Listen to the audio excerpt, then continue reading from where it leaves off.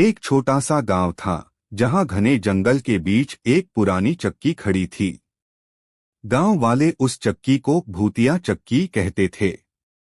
सालों से कोई वहां नहीं जाता था क्योंकि रात में वहां से अजीब सी आवाजें आती थीं, जैसे कोई चक्की चला रहा हो पर कोई दिखता नहीं था। एक रात गांव का नौजवान रमेश अपने दोस्तों के साथ शर्त हार गया और उसे चक्की के अंदर जाकर 1 घंटा बिताना था। रमेश हंसते हंसते चक्की की ओर चल पड़ा, पर मन में डर तो था। चांदनी रात थी और चक्की का पुराना लकड़ी का दरवाजा चरमराता हुआ खुला। टॉर्च जलाई और चारों ओर देखा। चक्की का बड़ा पत्थर बीच में पड़ा था और उस पर कुछ पुराने निशान थे, जैसे खून के धब्बे। अचानक हवा चली और टॉर्च की रोशनी कांपने लगी। रमेश को लगा कि कोई पीछे से उसका नाम पुकार रहा है।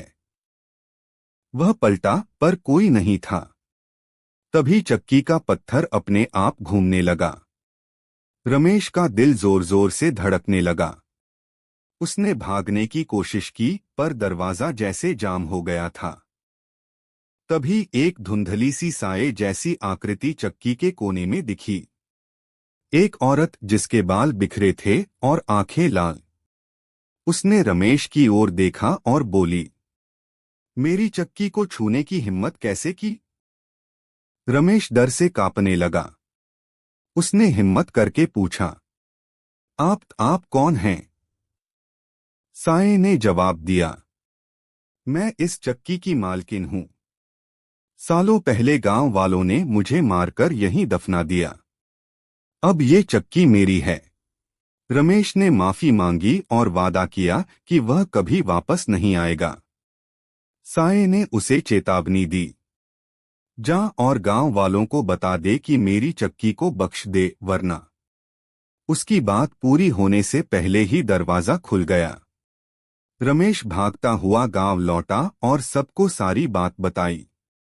अगले दिन गांव वालों ने चक्की के पास एक छोटा सा मंदिर बनवाया और उस आत्मा की शांति के लिए पूजा की। उसके बाद चक्की से अजीब आवाजें आनी बंद हो गईं। पर रमेश ने कभी उस रास्ते पर कदम नहीं रखा। गांव वाले कहते हैं कि चक्की अब भी रात में कभी कभी अपने आप चलती है, जैसे कोई अनाज पीस रहा हो। शायद वह आत्मा अब भी वहां है।